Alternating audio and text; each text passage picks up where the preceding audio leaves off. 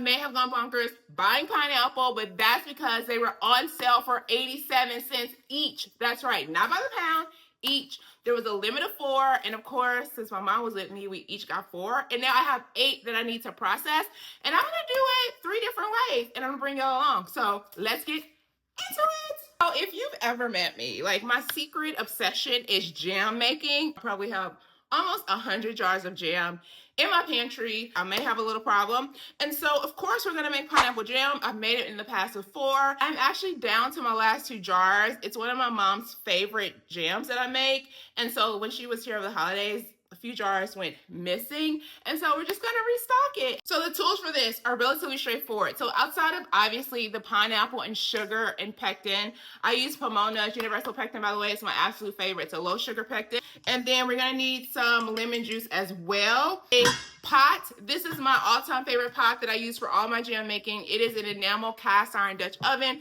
This is just a large one. It's nothing fancy, but I absolutely love it.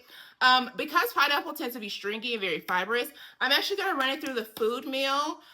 If you don't have a food mill, you can also run it through like a strainer. It just will take you a little bit longer to do. But this step is completely optional. So I'm going to be using an immersion blender just to help break up the pineapple a little bit easier. If you don't have one of these, it's okay. You can also use a food processor or a blender. In terms of basics, that is all you need. I'm going to be processing my jam for long-term storage so that it's shelf-stable. So in that instance, I'm going to be using a mason jar. I like to use this half pint size. It's the perfect size for jam, or you can use a full pint.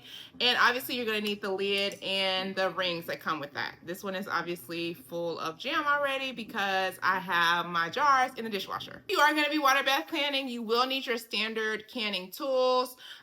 You can usually get these in a kit for relatively inexpensive.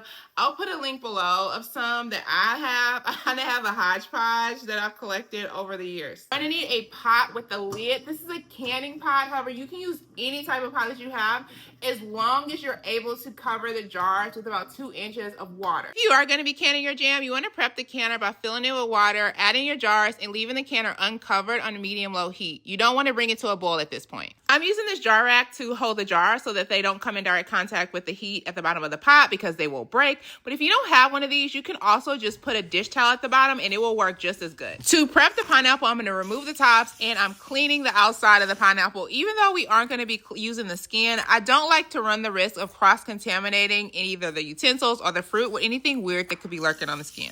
But you do you, boo. I'm using my pineapple core to remove the fruit from the skin as well as slice the pineapple, but you can absolutely just use a knife to do this. But I just love this sound. Why am I craving a pina colada right now? I don't even like coconut. Next, you're just going to give the pineapple a rough chop. Next, you're going to measure out your pineapple and add it to a pot on a medium heat. I like to mash up the pineapple a bit. It helps extract the juices and it makes blending a lot easier. Bring the pineapple to a slight simmer and remove from heat. If you're using a food processor or a blender, I highly recommend letting the pineapple mixture cool off a bit before adding it in either machine to prevent any accidental damage. However, for the immersion blender, I just get right into it and do it all in the pot. Once you blend the pineapple, it's time to strain it. I like to use a food mill for this step, but you absolutely can just use a mesh strainer. If you're using a food mill, remember you're going to turn it clockwise a few times, but then you have to turn it counterclockwise a time or two to effectively use it. Look at all that pulp. It's important to measure your fruit after blending and straining because this will dictate how much pectin you actually need. In this instance, I started with 10 cups and ended with 7. Next, you're going to add that pineapple back to the pot on medium heat. Look how smoothly silky that is. If using Pomona's pectin, you want to prepare the calcium water. Add the appropriate amount based on the instructions included with the packet. Measure out the appropriate amount of pectin based on the instructions and mix it with your desired sweetener. I'm using just plain cane sugar. Next, you're going to bring the pineapple to a boil for about 1 to 2 minutes. Next, just add in your pectin sweetener mix, being sure to stir constantly. Bring back to a full boil for another 1 to 2 minutes. Next, I'm just removing my jars from my canner to get ready to fill these babies up. If you aren't going to be canning your jam, all you want to do is put the mixture in the appropriate type of container, let it come to room temperature, and then store it either in the refrigerator or the freezer. I'm filling each jar, leaving about 1/4 of an inch of headspace. Next, we're going to debubble to get rid of any potential air pockets. Next, I'm cleaning the rim with a little bit of vinegar to ensure a proper seal. Next, you're going to add each of the lids and then the rings, and you're going to tie it in so that they're just finger tight. is not to over tighten. I added a little vinegar in the water because I have extremely hard water, and this will prevent any buildup as the jars are processing. This step is completely optional. The processing time for your jars in the canner are going to be dependent on your altitude. I'm going to include a resource below to help you figure out the appropriate processing time based on your specific altitude. For me, it was 10 minutes. Once you load the jars in the canner, you're going to add the lid, and the processing time starts once the water comes to a full boil. When removing the jars from the canner, try not to tip them over. It's okay if there's water on top. You can remove that later. You're going to let the jars sit out unbothered for 12 to 24 hours before removing the rings. This is going to ensure that the jars get a proper seal. And yes, you want to store the jars without the rings on them. These rings should not be what keeps your lid on your jars. It should be the suction that happens through the canning process that gives us that tight seal. If you do store your jars with your rings, it can create what's called a false seal. What does that mean? That means your jar may have not sealed properly. However, you wouldn't know that because you have this ring on top, and it can create its own suctioning action. On the flip side of things, you can achieve a perfectly good seal at the time of canning. However, what can happen over time, jars can actually lose their seal. But when you store your jars with the rings, you wouldn't actually know that because the ring is holding it down. And what can happen is it could create this suctioning action and create a false seal. And at that point, in both scenarios, you've introduced all types of bacteria and just icky stuff. No bueno. Don't do it. So how do you know if your jars have sealed? So most lids actually have this raised area in the middle. And if you press on it, it kind of gives way and you kind of hear it. Well, when your jars have sealed, this will go flat and won't have any gill. However, if you can't really tell, you can also just take your jar and lift it by the lid like so. And if it doesn't give way, you've got yourself a seal.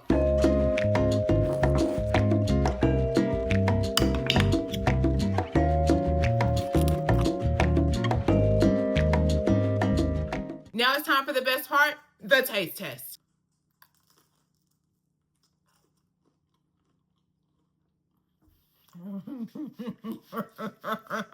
That's good. Y'all gotta make this delicious. For this next recipe, I'm gonna be making something a bit on the unconventional side. Well, at least for us Americans. I'm gonna be making tepache. And some of you all may be like, tepa, what? Tepache is just a drink made from fermented pineapple. And it's traditionally drank in Latin America, namely Mexico. But what I love most about this recipe is that it uses parts of the pineapple that you might otherwise throw away, like the skin, and you can even put in the core. And like most things that have been properly fermented, it's going to include tons of probiotic and billions and maybe trillions of good bacteria to support good gut health. For the ingredients, obviously we're going to be using pineapple, but in terms of the sugar that we're going to use, we're actually going to be using piloncillo. And what this is, it's just brown cane sugar. If you don't have this, you can just use plain brown sugar, but I was able to get some at my local supermarket. Because we're going to be fermenting, we want to use bottled water. You do not want to use tap water. Tap water often includes chlorine, and chlorine's job is like to kill stuff. And we don't want it to kill off any of the potential good bacteria.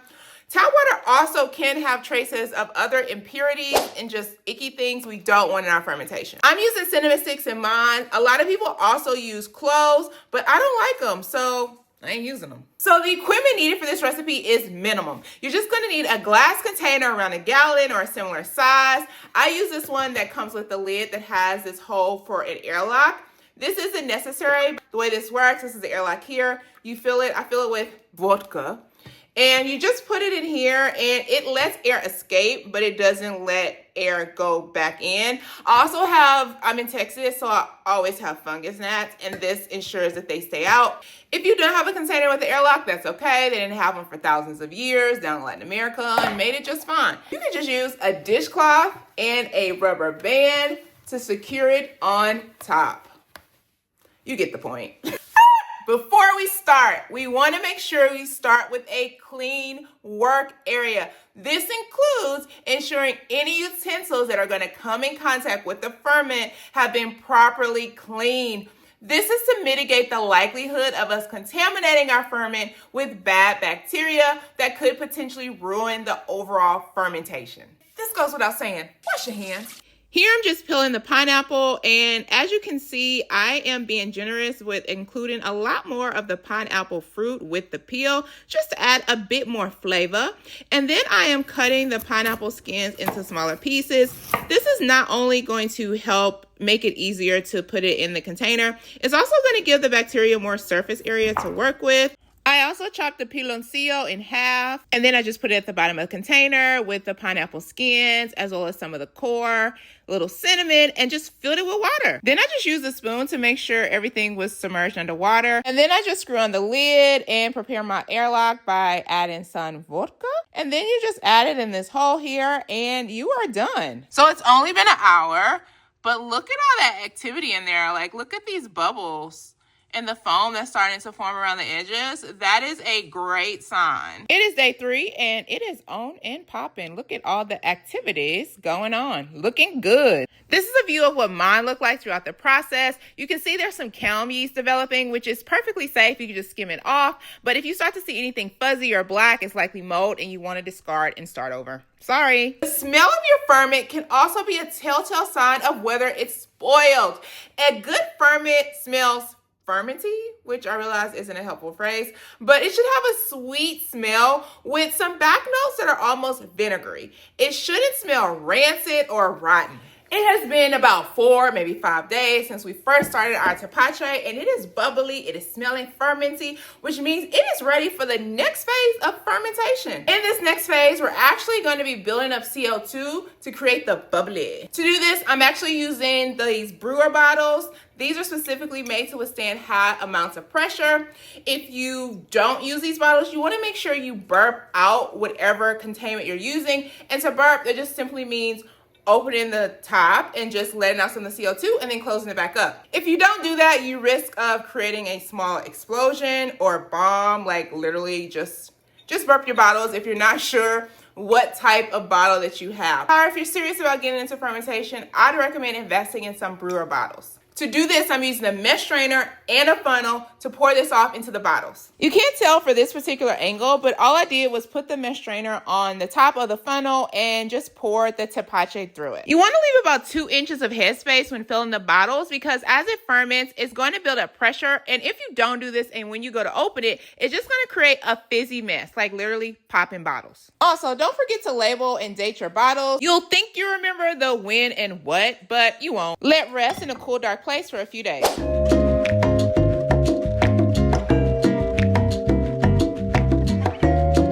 I probably should have done this before putting them in all the bottles, but I'm actually going to do a taste test to see how it tastes before being carbonated. There's also a bunch of bubbles kind of in here, so it already has some level of carbonation, but I'm going to taste it. Okay, so here's the tepache before carbonation. I got me a glass here.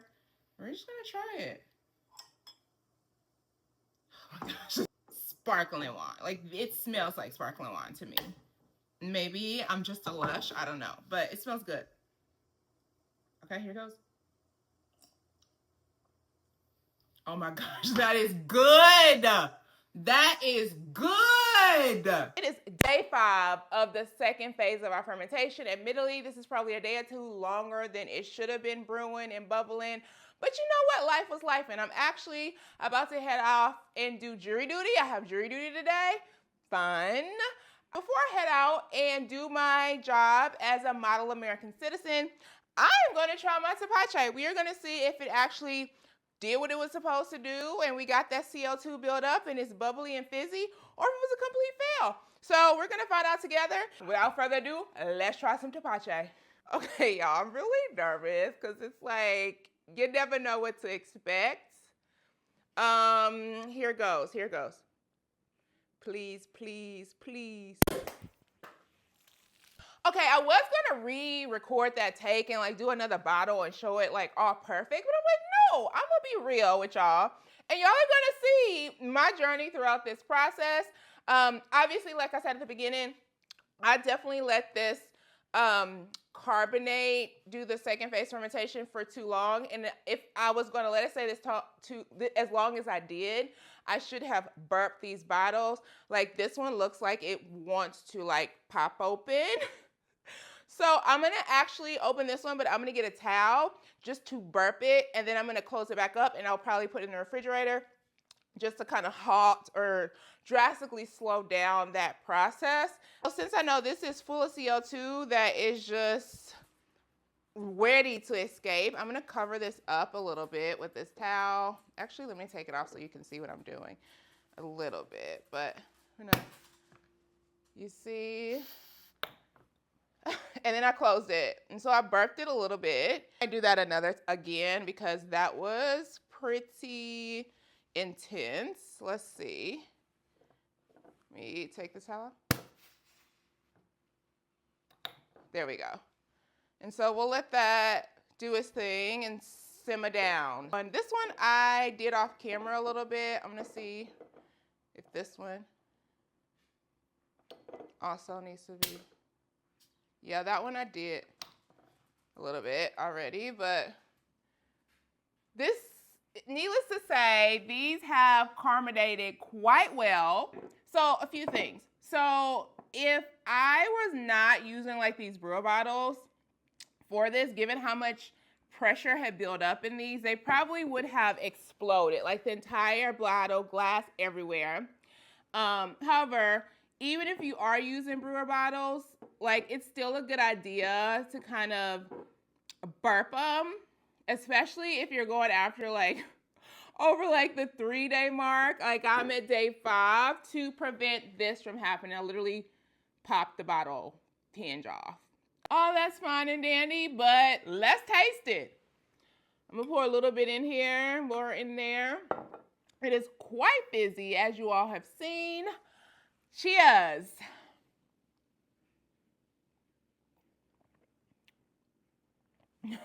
Y'all, that is delicious. That is delicious. It is very fruity because in the first phase of fermentation, I didn't let it get too funky, like to the point where it starts to taste almost vinegary. Like to me, this barely tastes fermented. Like you can tell it's a fermented drink, I guess, but it doesn't have like a vinegary taste. It's very fruity and sweet, but it's not overly sweet. It's quite nice and refreshing. Like this over some ice? Yes. This has been fun, y'all, but I need to clean this mess up before I have to head out to jury duty, which is in like 50, oh, actually, gosh, now. So I'm gonna wipe this up. 2 thumbs up. I have one last pineapple, and I have saved it for something special. This past summer, I spent some time in Italy, and during my time there, I took a few cooking classes. And in one class in particular, we made sorbet / gelato, and they gave me this mini cookbook with all the recipes and then some. And I found a recipe in here for fruit sorbet gelato, which can work for pretty much any fruit. It just says fruit puree. And so we are going to use the pineapple for that. I will be sure to include this recipe below, but this is straight from the Italian, y'all. For the ingredients, you're going to need a pineapple or whatever fruit you want, because this is a fruit sorbet gelato. So have at it. You're also going to need sugar, water, and xanthan gum. This is an Italian recipe, so everything's measured in grams. So that means you're going to need a kitchen scale to ensure accuracy, a food meal or a mesh strainer, a pot, and an ice cream or gelato maker. As I started editing this video, I realized I left off one key tool, and that's an immersion blender. You can also use a food processor or a blender. First, you're going to use your kitchen scale to weigh out all the ingredients. Next, pour the water, sugar, and xanthan gum into a pot on medium heat. Stir constantly until it comes to a full boil. Stir in the fruit and then remove from heat. Use an immersion blender to blend until smooth. Next, we're going to strain out the fruit. You can either use a food meal, which I'm using, or a mesh strainer. If you're using an ice cream maker, you're just going to prep according to the manufacturer's instructions. For me, I use the pre-chill feature of my machine and allow the mixture to come to room temperature. I'm impatient, so I actually ended up putting it in the freezer for a few minutes to speed up that process. A portion of this I'm putting directly in the freezer without using an ice cream maker just to see how it comes out. Oh my gosh, y'all, look how creamy this turned out. Like, it literally looks milky, like frozen yogurt. And as I was transferring it, like, it legit looked like gelato. Like, the texture was like stretchy, like gelato is. It wasn't like your traditional ice cream. Like, I am so ready to taste this. But surprisingly, I was able to muster enough willpower to just put it in the freezer.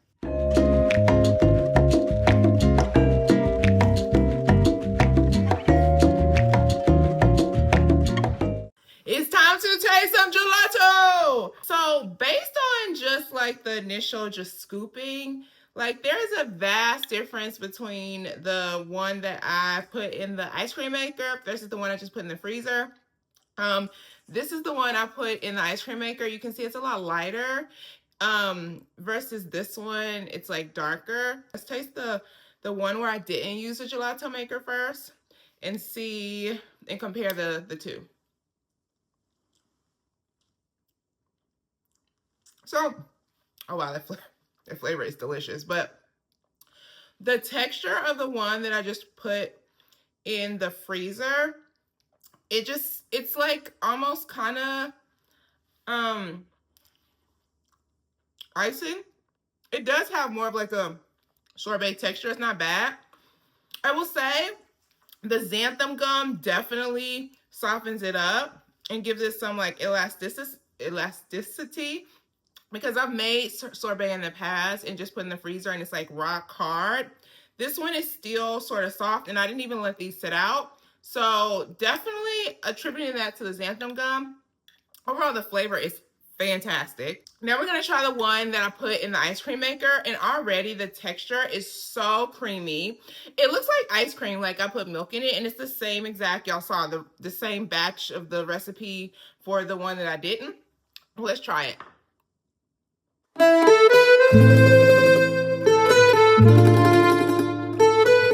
Thank you, Italy. That is so creamy. Oh my God.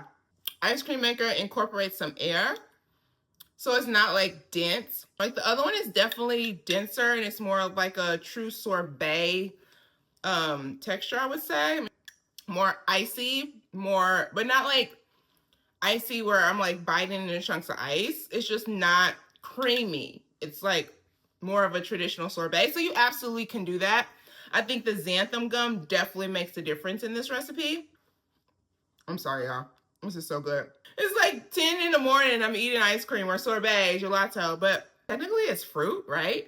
This is the gelato that I put in the ice cream maker. Like, you can just look at it and tell how creamy it is. This is the one I put in directly in the freezer. This was a fantastic recipe. I will definitely be making this again and again and again, trying different fruits. But I hope you all enjoyed this. I know I did. I'm actually here in my garden, y'all, because I have a ton of prep work to do. It is supposed to get down to, it feels like in the teens. It's actually going to snow. And so naturally here in Texas, that means the entire city is going to shut down. So right now I'm going to go and see what I need to kind of prep and protect or harvest. So right now I'm in front of this beautiful container plant that features a ton of mint. So there's mint on this side and then lemon balm on this side, which I don't know if you all can see. It's almost about to root itself in the ground, which I don't want it to do because it's highly invasive. So I'll probably freeze dry a bunch of this, make some teas. And until next time, y'all, don't forget to like, subscribe, and hit that bell. And remember, every black thumb ripens to green, and it all just starts with a seed.